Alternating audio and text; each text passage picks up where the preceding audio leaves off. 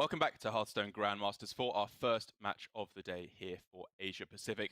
Again, this is our final day of round robin here. We've had 4 weeks of it in addition to our 3 weeks of Swiss in the start, and it all comes down to this duo. We're going to find out at the end of today who is going to be in our top 8 for playoffs after we play an off-stream bracket for the remaining 2 spots from Division B. And thereafter, next week, we will find out who is going to the global finals and also who a one remaining player to be relegated out is. And before we can get into that, we of course have to find out who is going to be where in terms of the standings. So Glory versus Flurry is our first match. As I was saying at the start, Glory can get himself up to the absolute top, despite already being guaranteed first or second.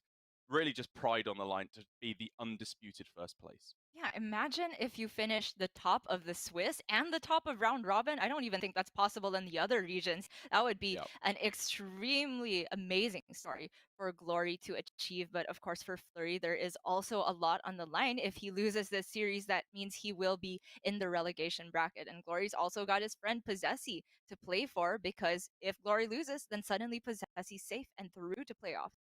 That's right. It's a slightly less extreme scenario, but it definitely reminds me of at the end of last season of Grandmasters in the European region, where in the one of the most heartbreaking moments of Hearthstone I've ever seen, where Orange was relegated out, Hunter Ace had one final chance to save him based on the tiebreakers and how things shook out, but couldn't quite get the job done, sadly. So Glory here, trying to do his teammate, or his friend, I should say, sorry, a solid of getting the win here against Flurry. And to start things off, double warrior ban makes a lot of sense given that these players have pretty much the exact same lineup on both halves. And the first match thereafter is going to be Warlock for Glory and the Druid for Flurry. Already getting to see one of the most contentious matchups, at least here for us in APAC.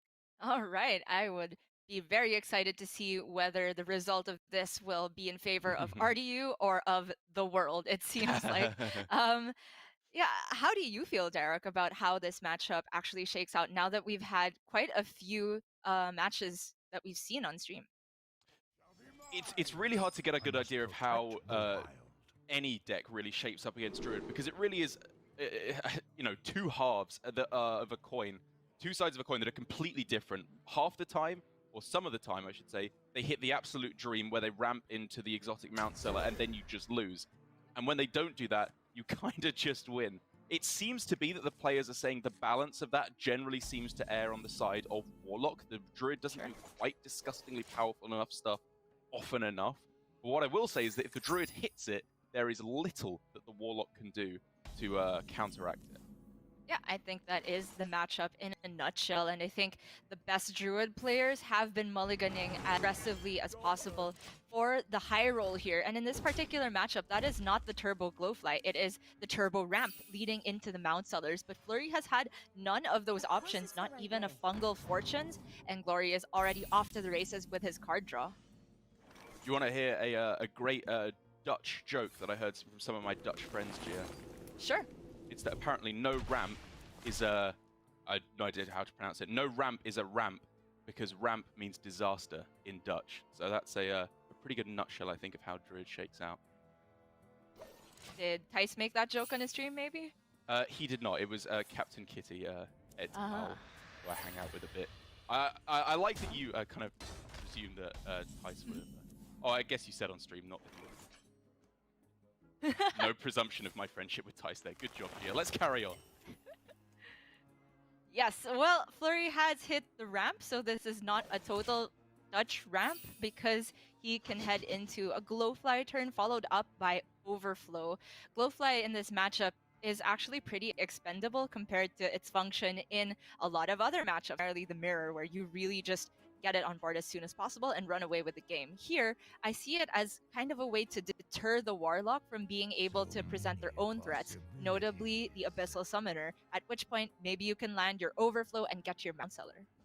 And we can clearly see it's not only the fact that it disrupts their powerful plays in their own right in terms of the Abyssal Summoner, which is still a great point you bring up.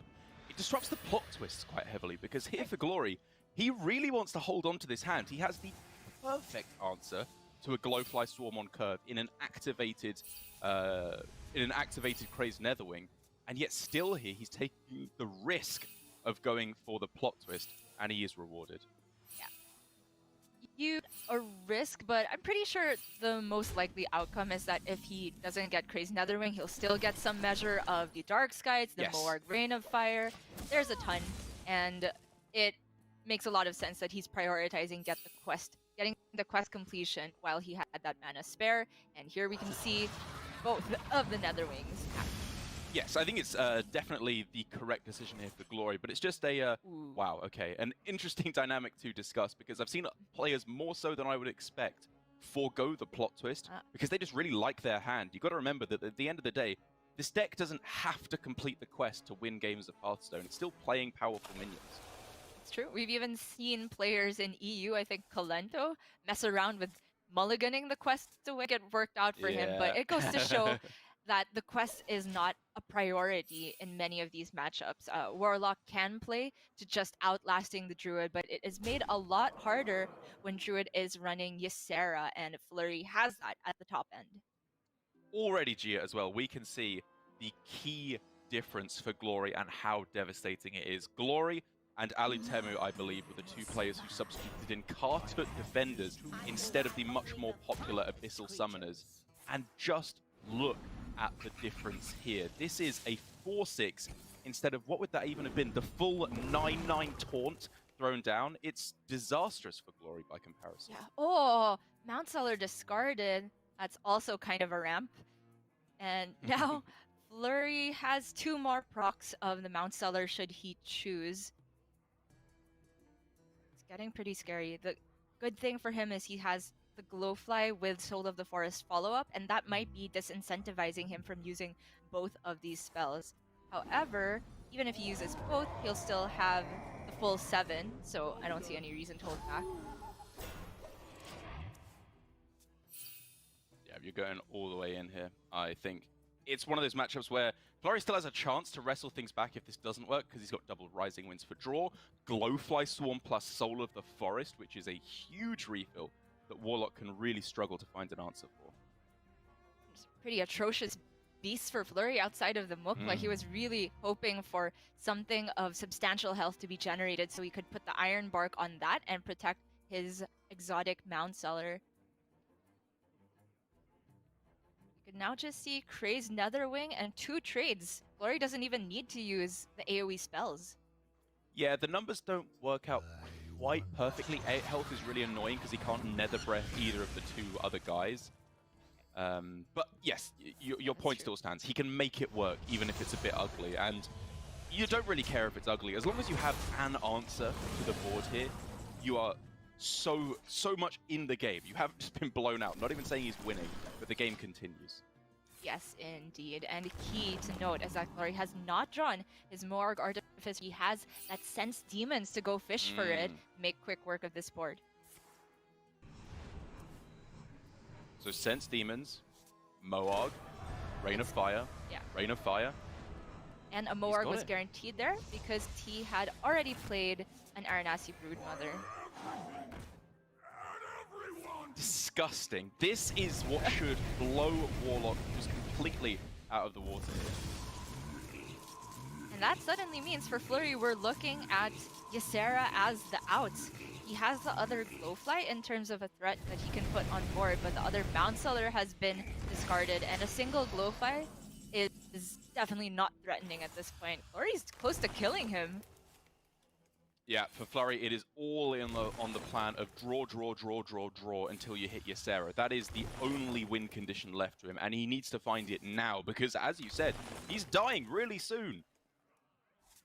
And oh man, Ysera bottom 5 Fungal Fortunes. If it's in the top 3, will discard Ysera. I don't think you're taking the risk with Fungal Fortunes anymore. Yeah, that is getting held for after Ysera's been played, ideally for Flurry. But Glory just can play some measure of threats here. Just play Malagos. Yeah, that's true. I love it. Yeah, basically no answer in the deck. Flurry knows it. Ysera nowhere to be found. Game 1 going to Glory. And, you know, like I said, there's always a matchup that I, at least, as I think I was kind of the flag bearer on this particular stance here, Okay. that I'm just kind of wrong on. At least in my sample size, it didn't seem to go that way. but it seems to be a lot closer to at least even, if not Warlock favored versus the Druid. Yeah, I guess the way you put it, where Druid needs to hit the absolute nuts curve, and even if they do, Warlock still has answers. It kind of lends itself to saying that Warlock's average draw can get there most of the time, and Druid needs to hit not just the Glowfly, but the Glowfly into the Mount Cellar. They need to make sure that all of the threats are online. And for Flurry there, we saw him discard a Mount Cellar and have the Ysera at the bottom. Not sure if that's the average outcome still, but I definitely think that experienced Warlock players also have such a leg up. I mean, I've got to be honest, I don't think it was that bad of an outcome at all for the Druid. It was fairly standard. The exotic Mount Seller came in a timely fashion. Second one was discarded, which sucks, but it was far from the most disastrous hand we've seen compared to some of the draws for the players like Kin's infamous Druid game where he got absolutely nothing. And because of that, Glory gets himself off to a fantastic start. Great news for him. Great news for Possessi as well, trying to avoid that 7th place spot if Flurry loses. But before we can continue with the rest of our first series of the day, we are going to go to a quick break before the conclusion comes after this.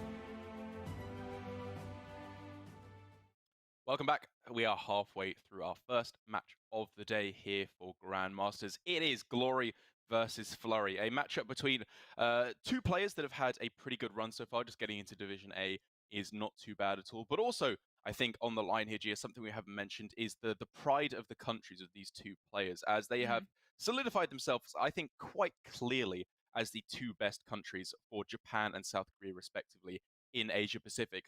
The only other country of which we have a substantial number of players, I feel like, is Chinese Taipei. And of course, we have 2 players from Hong Kong as well. And they're showing reasonable results, but majority of them are down in Division B, whereas all but one of the players in Division A are either Japanese or South Korean. So it's always something to consider on the line in these matchups as well. But particularly for Japan, they have 3 players, and 100% of them Yeah. are in Division A to begin with. If Flurry wins this, 100% of them are through to playoffs in Division A. That is insane. I think that rivals France in dominance. I'm going to put it out there. It does indeed, especially the, obviously aside from the Masters tours, which France have undisputably shown themselves to be the kings of in the past few Masters Tour events. In GM, it hasn't looked quite so hot for them. Felkeen had incredible runs in the Masters Tours, hasn't been able to turn it around. Of course, when Expalized enters GM almost inevitably in the next season, then maybe he'll be able to turn things around. But as you said, for Japan, it is very much an incredible performance so far, and it would just be the cherry on the cake here if Glory can finish first after all of this. Yes, indeed. We are going to kick it off again with a Demon Hunter mirror, one of our favorites. No matter how many times we see it, I think it still shows and rewards the player that understands the matchup the best. I agree completely. I'm seeing a lot of plays that I think are very inspired. I'm seeing a lot of plays I disagree with, and then I'm being converted on those plays a lot of the time when I have them explained to me. There's so much nuance to these matchups, and there's also so many different things to consider that sometimes bad plays look good, good plays look bad, whatever it may be. But one thing I do know for sure is that Frozen Shadow Weaver is a fantastic card in the matchup, and Flurry, I guess so desperate for a 1-drop here, decided to throw it away from his mulligan. Yeah, on the play, definitely understand the reasoning behind. You want to play Frozen Shadow Weaver going into locking up one of your opponent's turn. They've run away with an early board, and you had nothing to do in the early turns. Frozen Shadow Weaver hardly buys you any time at all. And Glory, wow. Choice of 1-drops. You can coin them both out and go for Umberwing follow-up. It does look very, very powerful. I'm just thinking about in terms of the information he has. Flurry kept a card, didn't play it. Does that give him a read on it being Twin Slice, so he doesn't want to go too all in and have his board cleared? Probably not. It's hard to know for sure, but he does end up holding back here, I think, saving for the coin 5-drop, which is always something to consider in the Demon Hunter mirror. Right. I don't think he could have had a hard read on Twin Slice, but say just a 2-drop played on curve. Had Glory gone for the double 1-drops and the follow-up was Umberwing, that still means that the Sightless Watcher gets to trade into one of those 1-drops or into a Fellwing Toad. Glory here is holding back the coin for flexibility because he doesn't have all the information yet. And that is also something very important to consider as Demon Hunter. Glory does find himself a way to fill out the curve a little bit more impressively with the Frozen Shadow Weaver to come down, beautifully disrupting Glory's turn 3. We can see he has a very strong play in his own right in the Frozen Shadow Weaver, but for Flurry, at this point, it's mainly about getting something on the board. Thinking about follow-up turn 3s, there's room for innovation in this slot, and for Flurry, he's got the Blowtorch Saboteur 1 of, as well as one of Volpera Scoundrel, and as you can already see in hand, is the Sightless Watcher. This is really interesting now for Glory. He goes for the coin with the Battle Fiend on turn 2, and he gets the immediate buff on it, of course. So he's kind of sacrificing a point of damage, or I suppose 2 points of damage, because he would have been able to get the buff and then the attack on this turn, just to kind of secure its safety a little bit more for an extra turn. It is very interesting timing. And it kind of locks Glory into the Frozen Shadow Weaver for this turn, which is not ideal going into the 4-mana. I think you would much rather freeze going into turn 5, but as Tyler succinctly mentioned yesterday, it still locks out plays such as Satyr Overseer Hero Power. And if Satyr Overseer had been playable on that turn for Flurry, he of course wouldn't have been able to fit in the hero power, so maybe Glory can still make, or can still think it's possible that my opponent has a Satyr Overseer in hand, but the point still remains that you brought up, Gia. You would still much rather freeze going into turn 5. And Glory is going to Wow. go for that. I guess the other reasoning is that he doesn't have a turn 4 locked up in his hand. So he might have ended up on the same problem where there's no ideal way to spend his mana on the follow-up. So I think he's kind of cutting his losses here and saying, I'm going to float mana this turn, make sure my turn 4 is excellent, and go on from there as he has the Warglaves or the Skull follow-up. Such an interesting dynamic, Gia, because obviously there are huge upsides to this play. As we keep mentioning, the freeze on turn 5 is huge. But there's also huge downsides. Say he top decks a good play here, like a Satyr Overseer. He's just left with another card in hand that he didn't spend. I got you, friend. But he ends up with a good outcome, perfect way to spend his mana, and it protects the Shadow Weaver from dying straight up to Kayn.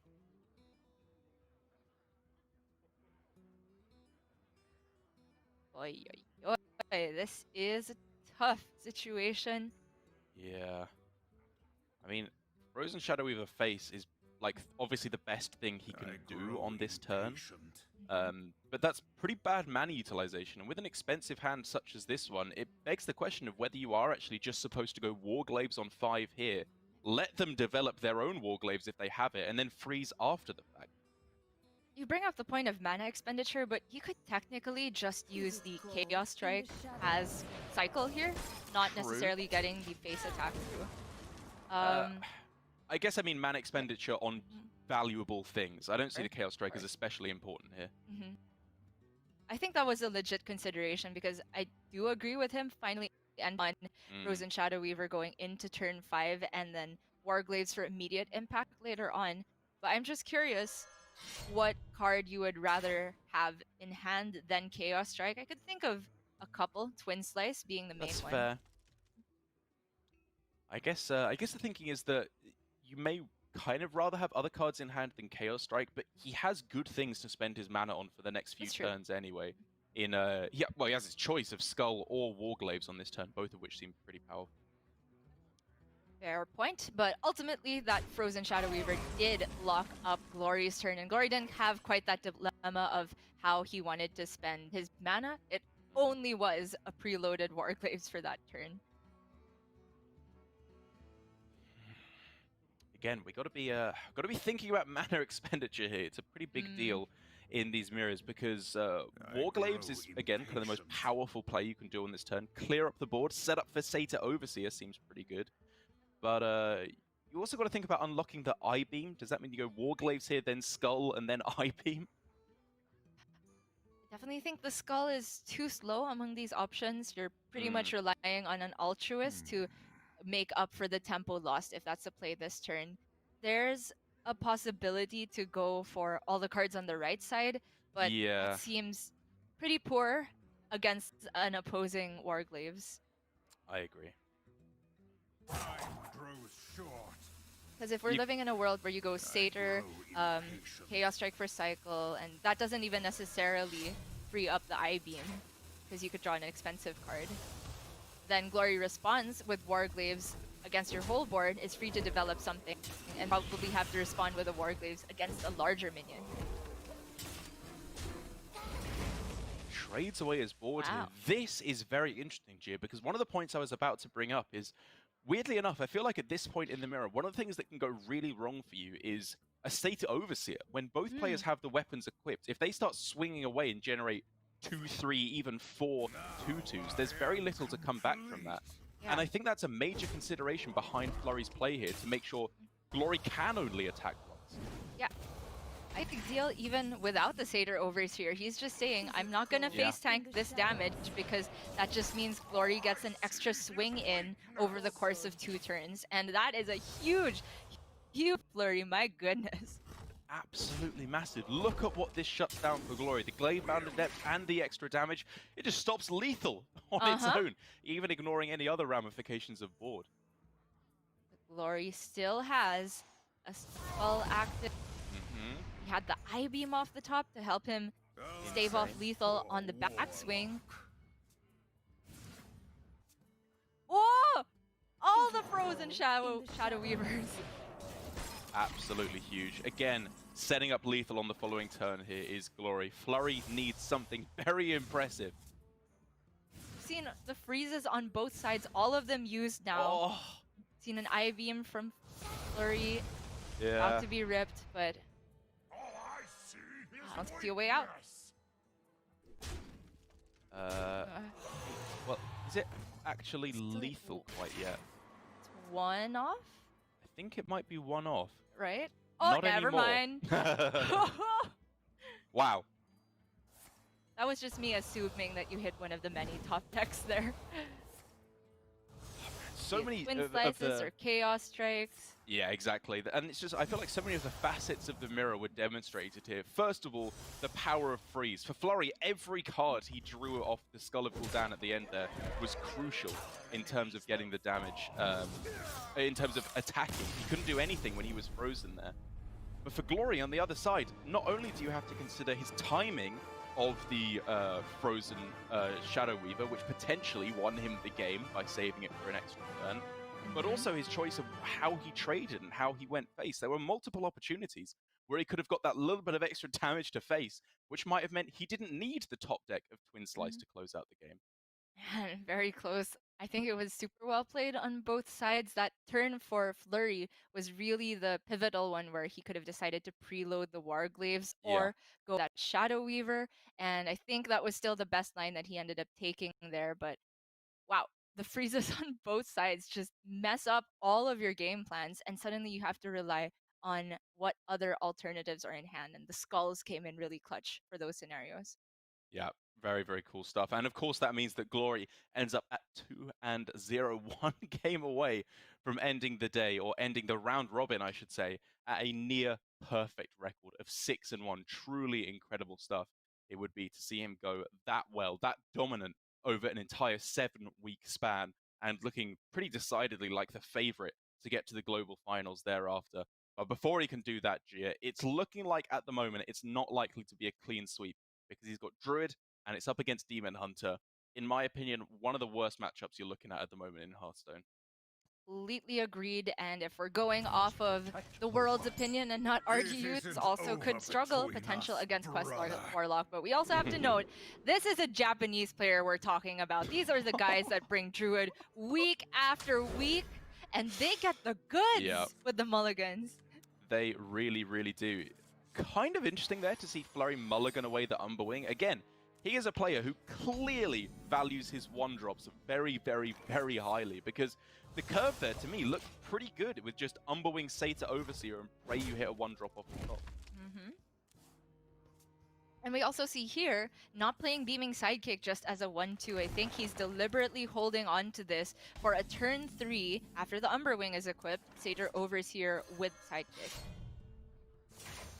Yeah, that's pretty clearly the game plan now, and I like it a lot. There was the temptation to throw down the sidekick on one because you did technically get the one drop, but this makes it much, much more awkward for Glory now. Just always that sad feeling of top decking your one turn 2 when the window has passed and it is suddenly far less efficient.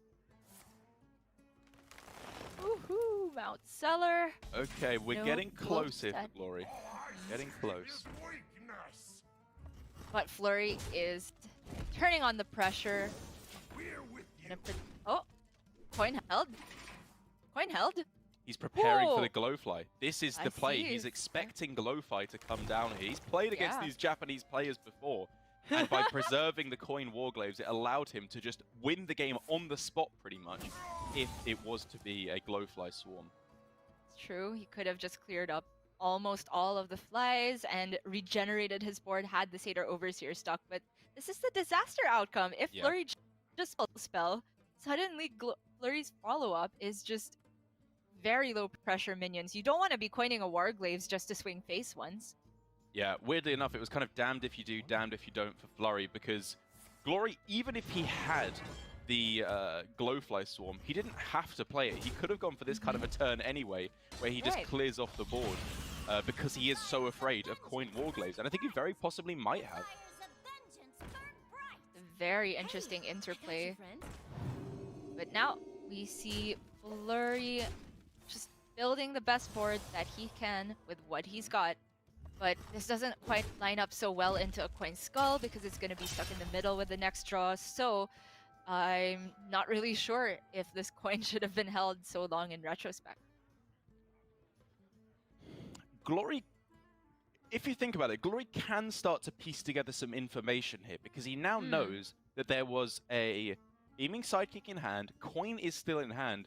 Why would your opponent not go for one of the most powerful plays in the deck of Sata Overseer, coin, beaming sidekick? It's not a hard read, and it is a very difficult one to make, but he could make the read that there is a Warglaves of Azzinoth in hand, in which case you don't want to develop these minions here. I think that's a very fair point and a tough read to make. It's not something that you can put your finger on unless you've been paying huge attention. But I was also going to bring up the point that there was no coin glaive bound that turn when Flurry could have played it with the Umberwing swing to face. Great point. Now, Flurry gets what he needed. Okay. Oh, more development instead of the Warglaives here. All right. See this, having a 6/4 on board is a huge deal. That 4 health is always difficult for Druids to deal with. It is indeed. It's going to have to be a Bog Beam plus Moonfire or double Bog Beam, I suppose, as it could be now for Glory. Oh my goodness. Always that question of, am I going to roll a Griffin? In which case, you don't really want to Bog Beam first on the Glaive Bound, but it is, of course, very low odds. Are you hitting the Raven Bingo?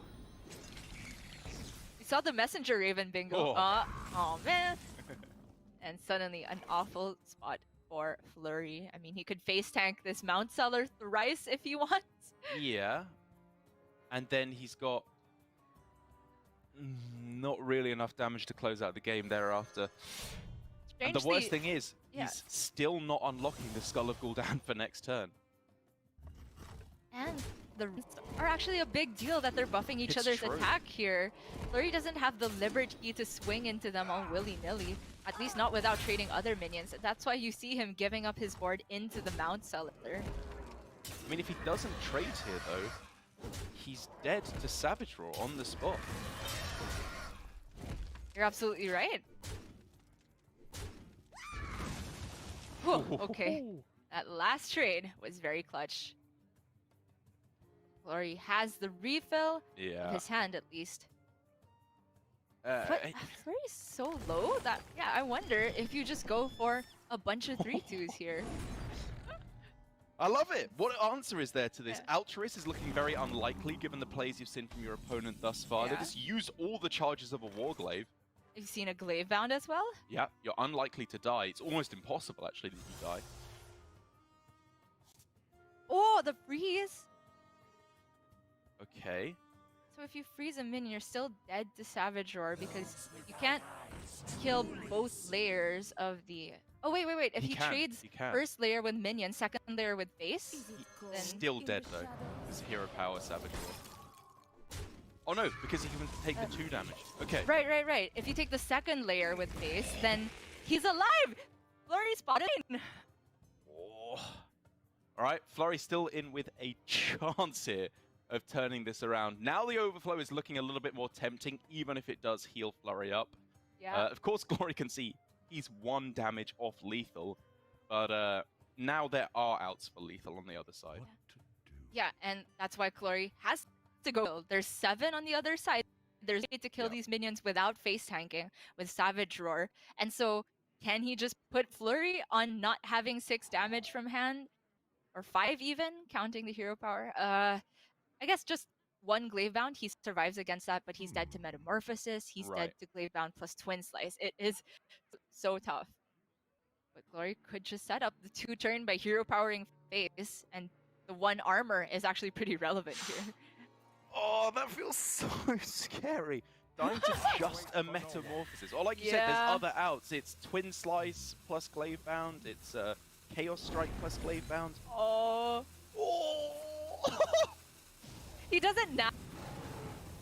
Oh my goodness. Okay, puts Flurry to 1. Flurry has just the biggest amount of bravery I've ever seen, but... That is exactly 7 damage, which is exactly the top deck for Flurry to have a chance to stay out of the relegation bracket. Oh my god.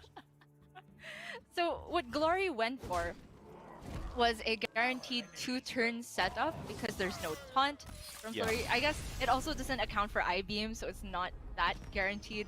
But the armor up played around just Metamorphosis for lethal because he goes up to 14.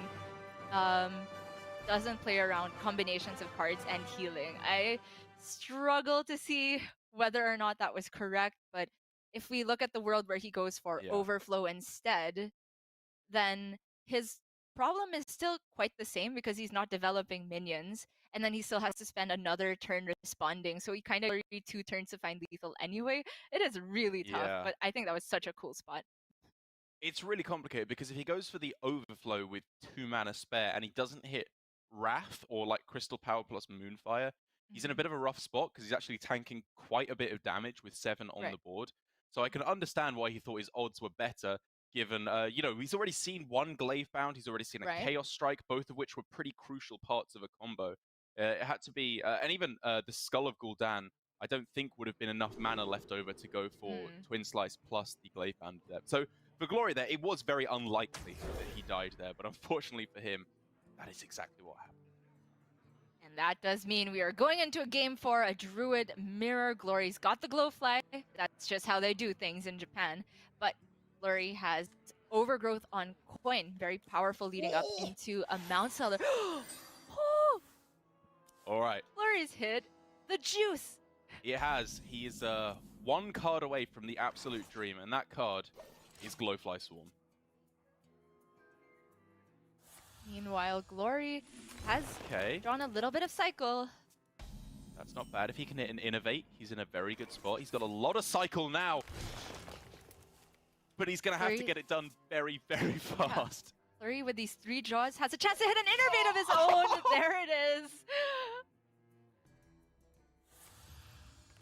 Honestly, eat your heart out, Glory. You've been given a taste of your own medicine here.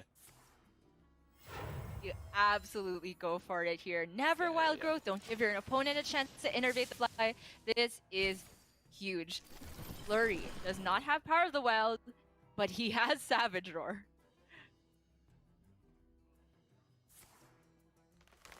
Wait, there's just no removal. That's just... Druid mirrors, everybody. Flurry goes up to 2 games apiece to equalize this series. And after one of the most unlikely turnarounds, he just gets the most instant victory we've seen in a long while. I want an official count on how long that game was, because I think under 3 minutes is a very safe guess to go for. I'm going to say under 2. We'll see. Definitely felt like the blink of an eye, though. And just like that, they are equalized. Flurry is 1 game away from saving himself from the relegation bracket, putting Possessy there instead. Oh my gosh, we're going to have a Quest Warlock mirror to decide as well. Oh, couldn't be happier. That game was so fast as well that it got the reaction out of our producer of, oh, hey, you're back, instead of the usual, you're back on.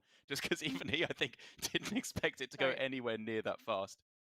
Sorry, I misspoke. It's not a mirror, of course. Glory is still on the Druid, but we will have a Quest Warlock on Flurry's side. Going to be the matchup once again that is heavily contested. And I think I'm slowly being pushed over to the side of the Warlock is favored. We'll say that Warlock does struggle against Hunter. We did get that one right, at least, but no Hunters this series. Yeah, I think it's a case that you could always get into with, especially with Druid in small sample sizes. You have to be very careful, because if you see your opponent get the absolute dream 5 games in a row, you can just think it's the best deck in the game, because when it functions at maximum capacity, I honestly think it is the best deck in the game. If it hit the perfect curve, it beats the perfect curve of almost every other deck in the game, which is why it could seem so strong. But having said that, to start things off for Flurry, not the strongest hand we've ever seen. True. Right off the bat, Glory had a very interesting decision for the mulligan. It was exactly the same situation in EU. I saw Boar Control on the coin. He kept both Wild Growth and Overgrowth versus Quest Warlock, because thinking is you coin Wild Growth, you head into turn 4, you can Overgrowth, and then curve into a Mount Seller. The Mount Seller isn't there yet, but I actually pulled that little clip for my mullet over this week. Oh, Glory says you don't actually keep Wild Growth in that situation. Very interesting. Maybe he prioritizes the Glowfly more so. Well, he clearly prioritizes getting a nice big juicy Glowfly because there was the opportunity for coin overgrowth there into Glowfly. But I think what he's instead gearing up for now is get it nice and juicy and then probably coin Glowfly into the overgrowth instead. Or I guess the other way around. We could see him, we could see this as a way of hoping to draw into more buff, for example. He could go for a Glowfly double Power of the Wild that is very resilient, but also kind of ambitious. I think what this really is for Glory is actually a case of just making your opponent's turns awkward. Turn 5 is the clear turn for... Worst discard yet again. It is bad. It's better than losing some of the other more crucial cards for winning, like maybe the Abyssal Summoner. Sure. But the point I was trying to make was that Glory, you play around, you don't want to develop into turn 5 because that's when they craze Netherwing. He can instead now develop into turn 6, which is when they want to develop the Abyssal Summoner. So they have to play off curve. It's unlikely to win the game for him, but it just makes it a little bit more awkward for Flurry.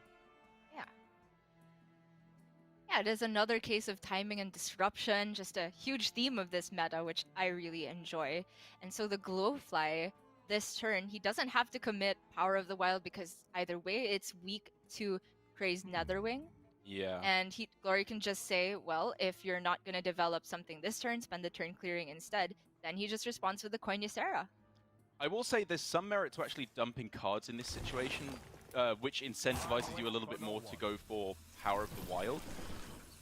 As well, just because then you can go Power of the Wild, Coin Ysera, and then overflow thereafter. But he is quite clearly not willing to dump that fairly valuable resource. Well, Flurry has the answer, which Glory for sure had to have expected. Oh yeah. By the... I think Speaking of hand dumping, I wonder if Flurry was supposed to toss his Mortal Coil at some point there, make some room as well. Possibly. I think his mana's like kind of spoken for the next few turns with like Abyssal Summoner or Keladan to take out a Ysera / Mount Seller. Yeah. And this is a big juicy Keladan indeed. Yeah, kind of hurts to play Keladan when you're not doing it for the activated effect in this matchup, especially kind of counterintuitively. It's great to kill the Ysera here, but it's also kind of necessary to kill off the Ysera dragons that will come thereafter. It's a lose-lose for Flurry here. And the Ysera dragons tend to have a health total which is out of the range of a Netherwing, out of the range of the Moarg and Rain of Fire, but we see the Moarg Dark Skies option for Flurry later on, and threats have not arrived yet for Glory. I love that it's gotten so bad, G. You have to physically stop yourself from saying Rain of Skies every single time. I know!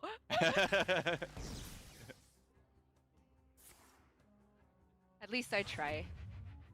Okay, good job for Glory. I don't think Subtle tries to not say Seal of Fate. Yeah, but Subtle argues that it's just correct, just to troll us at this point, I think. Right. Good hand dumping, as you were saying, and I'm expecting some dragons any second now. It is not yet your time. Woo! Okay, that's sticky at the very least. Yep. And as I was saying, with this version that runs Power of the Wild Savage Roar, attack is so much less important than health. You just need something to stay on the board. It's huge that he's got the other Mount Seller too. Could very soon make a board that requires Twisting Nether to be dealt with.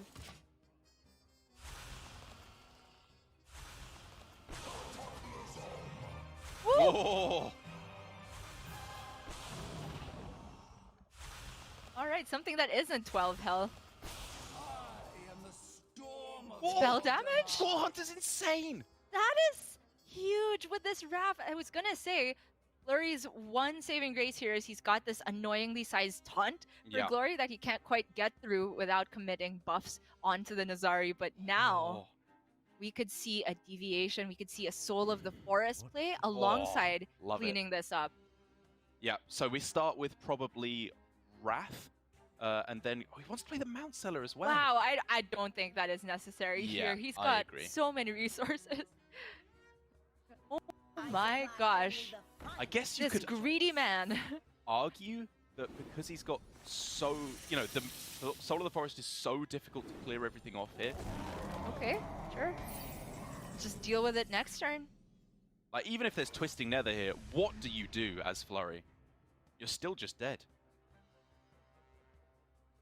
Oh, I don't think there's man. anything. I think this is just, it True. looks weird.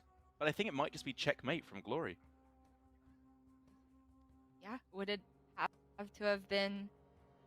Oh, even active Zephyrus this early into Brawl, there's not enough mana for more Grain of Sky. Rain of Fire afterward!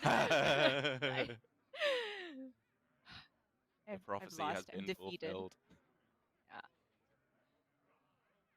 I think this might be the end of the road for Flurry.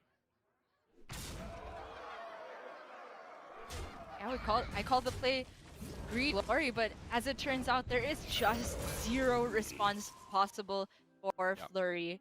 Everything onto the board, 2 layers developed, and we see the double Savage Roar available.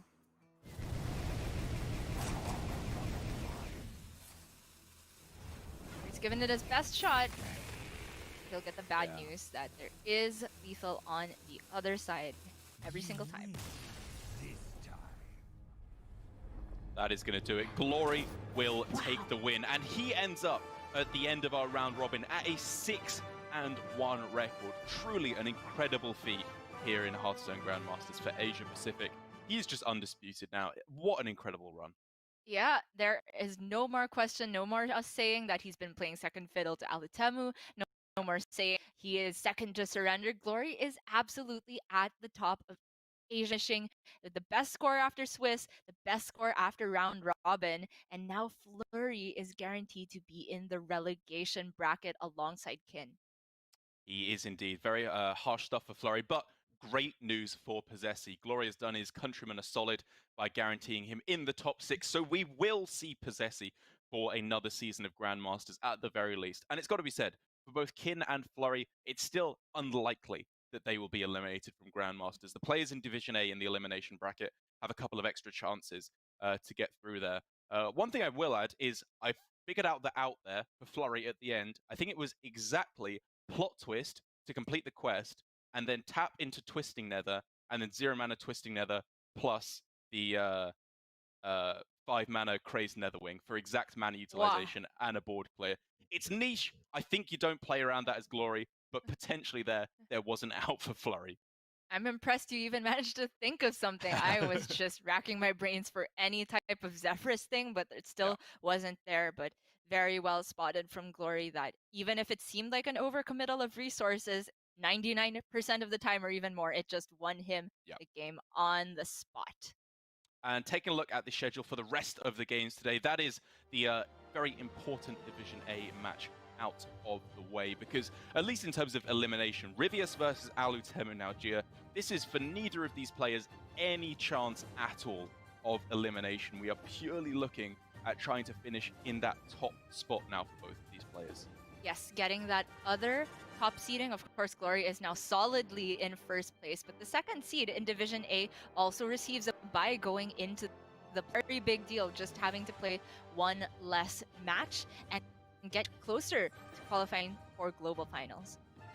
That's right. Alutemu and Rivius both sitting at 4-2 now in terms of their win rate. So it's just pretty simple. Whoever wins ends up with the second most wins after Glory and will therefore end up in second place. So still a fair amount to play for. Getting a bye is a huge difference in getting through to the global finals, which I think will mean a lot to Alutemu in particular, a player who came very, very close to getting there last year after a very impressive first season in Asia Pacific Grandmasters. Rivius, however, last year didn't have quite so dominant of a run. He just kind of finished middle of the road both times. So now it's a chance for him to prove he's got what it takes. It's not a chance at redemption, more just at showing he's got what it takes here in Grandmasters. It